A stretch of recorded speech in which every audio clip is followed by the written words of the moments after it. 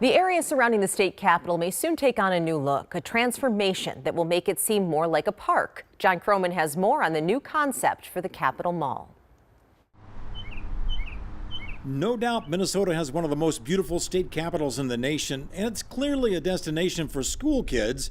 But now there's a push to make the areas around the Capitol more inviting to more people. How can we preserve the history of the place, and how can we grow it more? And in the growth, more about how can we create more spaces for shade or reflect Minnesota's biology and ecology. Eric Cedarleaf Dahl is the executive director of the Capitol Area Architecture and Planning Board, which since October has been drafting new design frameworks for the upper and lower malls, a process that included public brainstorming sessions. Imagining a future where everyone kind of sees themselves on the mall and feels comfortable here. Accessibility is one goal, which is why those familiar diagonal walkways that are too steep for wheelchair users will be replaced. Removing those and adding about 120 trees on the shoulders here, and then putting in ADA accessible sidewalks through those. One idea is to narrow Martin Luther King Boulevard in front of the Capitol and find other places for those school buses to park. What we call a road diet or